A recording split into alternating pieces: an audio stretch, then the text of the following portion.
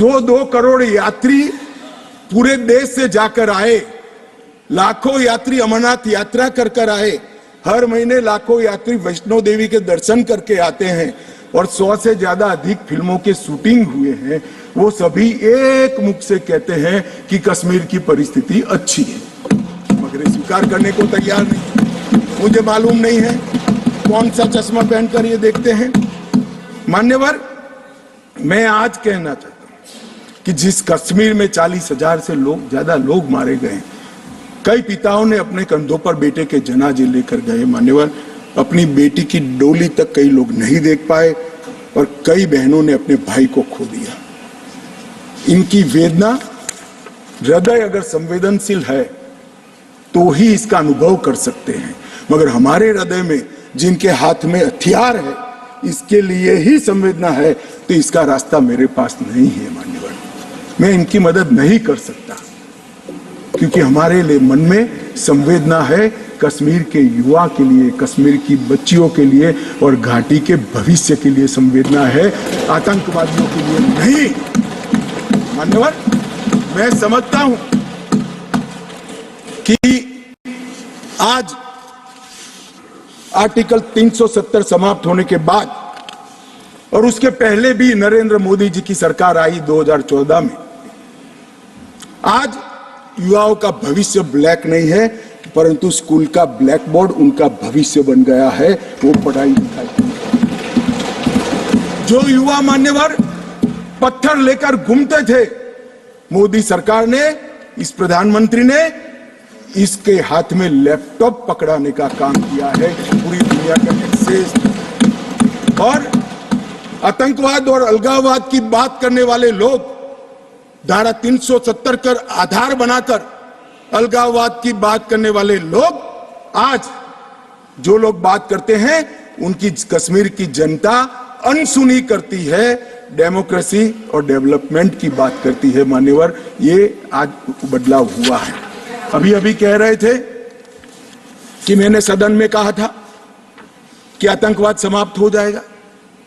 मैं मेरे जीवन में बोला हुआ भूलता नहीं हूं और जो बोलता हूं उसको ओन करता हूं।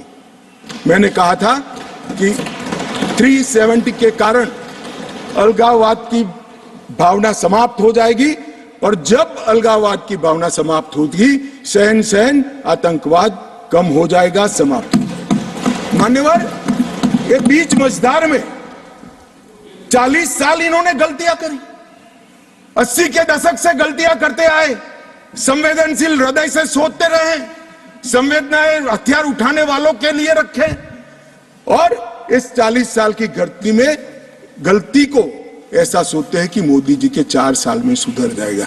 मगर आपकी बात सही है, अपेक्षा ऐसी ही रखनी चाहिए। मैं अब विषय पर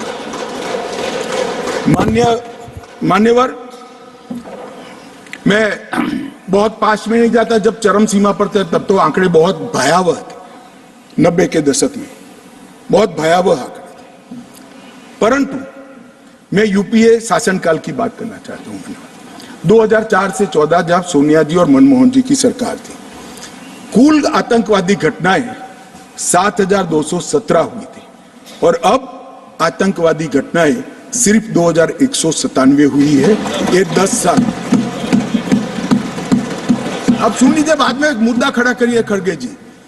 70% की कमी हुई है मान्यवर, 70% की कमी हुई और उसमें धारा 370 हटाने के बाद केवल और केवल 4 साल ही गए। सिक्योरिटी फोर्स और नागरिक टोटल 2829, करीब 3,029 नागरिक और सिक्योरिटी फोर्सेस मारे गए। अब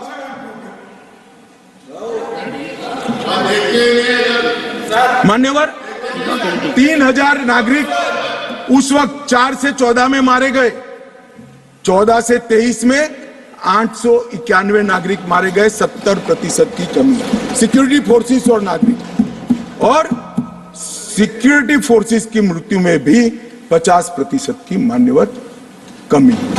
ये कह रहे हैं कि क्या हुआ है। मैं आंकड़े बताना चाहता हूं और मनोज जी खास देखे, आत्मा है तो अंधेरे में टटोल कर सुने, सोचे और विचार परिवर्तन होता है तो ईश्वर के लिए करे।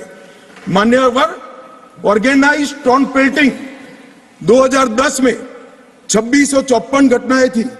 2023 में सिर्फ 4 साल हुए हैं, एक भी पथराव की घटना नहीं हुई, एक भी नहीं। स्टोन पेल्टिंग में नागरिकों की मृत्यु 2010 में 112 हुई थी, क्योंकि स्टोन पेल्टिंग ही नहीं हुई है तो मृत्यु भी नहीं हुई, 0 मृत्यु हुई। मान्यवर, स्टोन पेल्टिंग में जख्मी नागरिकों की मैं बात करता हूं, सिक्योरिटी फोर्स नहीं, नागरिक जो घाटी के हैं वो 6235 थे, क्योंकि स्टोन पेल्टिंग नहीं हुई है, 0 जख्मी है। अरे भैया, इनको दिखाई नहीं देता है। सीज फायर वायोलेशन की घटनाएं 2010 में 70 थी और 2023 में 6 हुई। घुसपैठ के प्रयास 489 थे, सिर्फ 48 हुए हैं।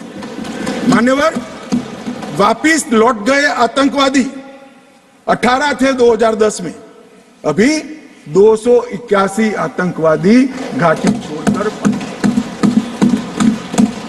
ये संवेदनशीलता का नमूना है नागरिकों के प्रति।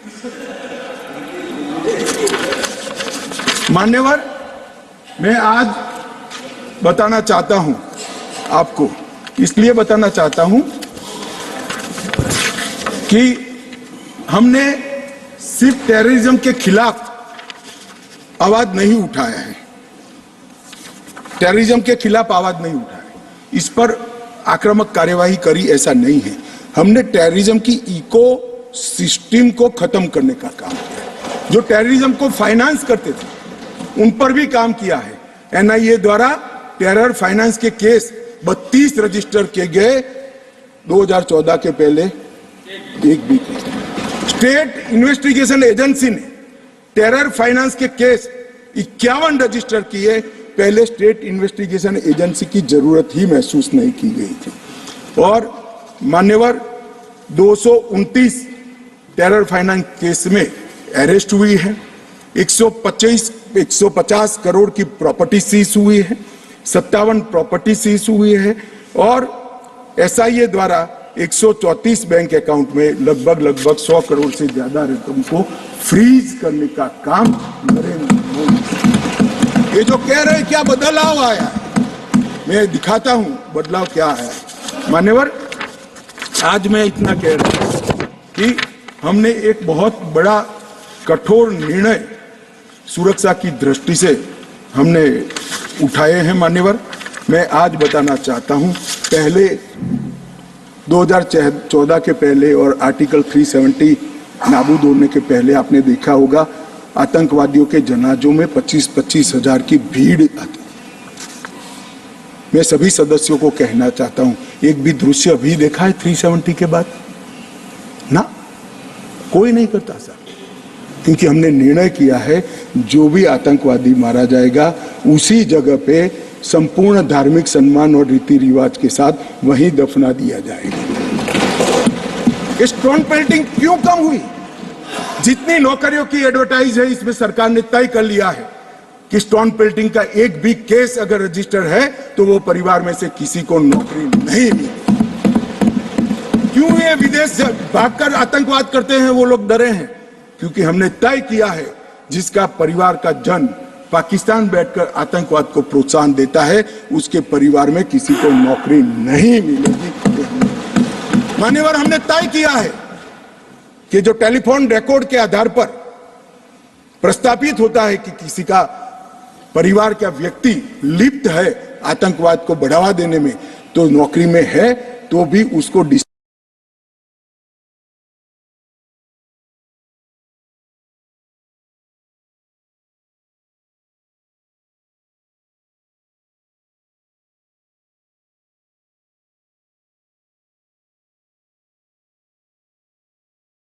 पर आज मैं कहना चाहता हूं, जेल अड्डा बनकर पड़ी रही थी। नरेंद्र मोदी सरकार ने जेलों के अंदर जहमर लगाकर सख्ती लगाने का काम किया है और 105 करोड़ की लागत से एक नई जेल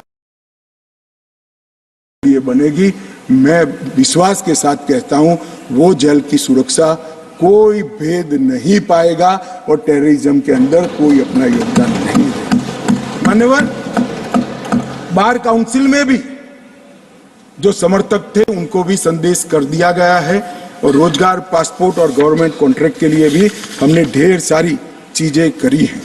मान्यवर, आदत पड़ गई थी, हमले हो तो बुला देना, इधर उधर कोई बड़ा एक्शन ले लेना जिससे दूसरे दिन के अखबार के टाइटल बदल जाए। हम छिपाने में विश्वास नहीं करते हैं मान्यवर।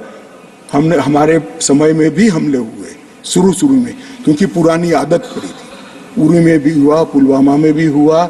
हमने सर्जिकल स्ट्राइक और एयर स्ट्राइक कर कर घर में घुसकर जवाब देने का है। हमें संवेदनशीलता कश्मीर के युवाओं के लिए, मगर संवेदनशीलता की व्याख्या टेररिज्म के लिए नहीं। माफ करना दिग्विजय जी, टेररिस्टों के लिए हमारे मन में कोई संबंध नहीं।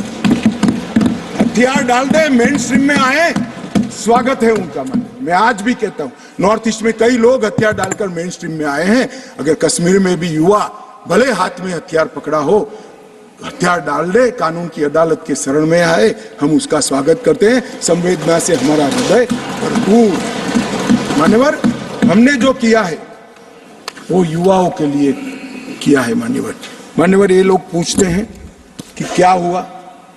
हमने धारा 370 और 35 ए को हटा दिया। मान्यवर, धारा 370 और 35 से कश्मीर के लोगों को तो अन्याय करती ही थी, मगर देश के आत्मसम्मान को भी ठेस पहुंचा। ये सिर्फ कश्मीरी लोगों का सवाल नहीं था मनोज जाजी, कश्मीरी लोगों का सवाल नहीं था, 130 करोड़ लोगों का सवाल था। हमारे स्थापक नेता श्यामा प्रसाद मुखर्जी ने उस वक्त सवाल उठाया था और नेहरू जी की मिनिस्ट्री छोड़ दी थी कि एक देश में 2 विधान, 2 प्रधान और 2 निशान कैसे हो सकते हैं, नहीं हो सकते। और इसलिए इन्होंने इस पर आंदोलन किया और उनकी शंकास्पद मृत्यु हो गई और वो शहीद हो गए। आज मुझे आनंद है, कश्मीर के लिए मरने वाला हर फौजी, छोटे से छोटा व्यक्ति, नागरिक से लेकर श्यामा प्रसाद मुखर्जी तक, जिनने बलिदान दिया है, वो सभी लोगों की आत्मा आज इस देश में से 2 विधान, 2 निशान और 2 प्रधान समाप्त कर संतुष्टि का सांस लेगी। आज सुप्रीम कोर्ट का फैसला मान्यवर ऐतिहासिक फैसला है और ये फैसले को मैं बहुत मन के साथ 130 करोड़ की जनता की ओर से स्वागत भी करता हूं और अभिनंदन। मान्यवर, आज एक संविधान, एक राष्ट्रध्वज और एक प्रधानमंत्री बन चुका है। श्यामा प्रसाद मुखर्जी का स्वप्न साकार हो चुका है। 2 राजधानी रखे, 2 दरबार रखे, सालाना 200 करोड़ रुपए का खर्च होता है। मान्यवर, अब एक केंद्रीय कानून है, जो केंद्रीय कानून है सभी राज्यों में जाता है, ऐसे कश्मीर में भी जाता है। मान्यवर, कश्मीरी, डोगरी, हिंदी, इसको पहली बार मान्यता देने का काम प्रधानमंत्री नरेंद्र मोदी जी ने। 35A के तहत कश्मीर की महिलाओं को न्याय देने का काम प्रधानमंत्री नरेंद्र मोदी जी ने। मान्यवर, शिक्षा हो, नौकरी हो, पहली बार रिजर्वेशन देने का काम प्रधानमंत्री नरेंद्र मोदी जी ने। पहली बार एसटी समुदाय को विधानसभा में आरक्षण देने का काम Narendra Modi ji. Right to education act पहली बार धारा 370 जाने के बाद वहां हुआ। भूमि अधिग्रहण, पुनर्वसन और पुनर्स्थापना में उचित मुआवजा का कानून पहली बार जम्मू कश्मीर में धारा 370 में। फॉरेस्ट राइट्स एक्ट पहली बार 370 समाप्त होने के बाद। SC/ST prevention of atrocity act पहली बार जम्मू कश्मीर में 370 जाने के बाद। विसल ब्लोअर प्रोटेक्शन एक्ट पहली बार जम्मू कश्मीर में 370। साहब, ये विसल ब्लोअर ये भ्रष्टाचार के जुड़ा हुआ मामला है। जम्मू कश्मीर के किसी भी नागरिक को पूछो, सिफारिश के सिवाय नौकरी नहीं मिलती थी। बड़ी परेशानी थी, भ्रष्टाचार होता था, क्योंकि 3 ही परिवारों का शासन था। क्यों विसल ब्लोअर प्रोटेक्शन एक्ट वहां लगाएंगे? अभी अभी झारखंड में किसी एमपी के यहां, मैं किस दल के हैं कहना नहीं चाहता, पूरी दुनिया जानती है, इतनी सारी कैश मिली कि बैंक के कैशियर कहते हैं हमने भी इतनी कैश कभी देखी नहीं है। गिनते गिनते 5 दिन हो गए, 27 मशीनें गर्म हो गई, मान्यवर गर्म हो गई, मशीनें बंद हो गई, मगर अभी समाप्त नहीं होता है। और एक भी एक घमंडिया गठबंधन ने इसकी टीका भी नहीं की है, उसको सस्पेंड भी नहीं, एक भी। मान्यवर ये खड़े हो गए,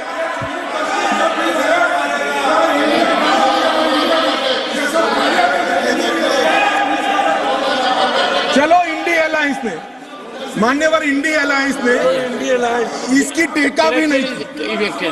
मान्यवर अभी कहेंगे Correction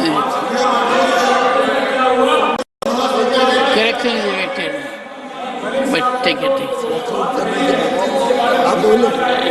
मान्यवर मुझे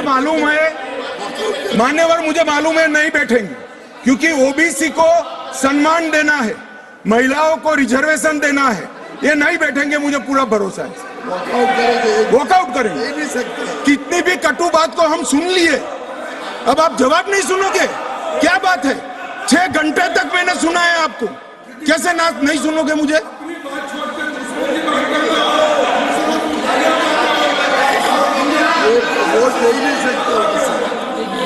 चले खड़गे साहब प्लीज बैठ Nothing will go on record now. Only मेरा निवेदन साहब, आप बड़े what नेता the हैं, बैठ honorable जाइए। Home Minister says will go on record. मान्यवर ये कहते हैं कि क्या बदलाव आया है,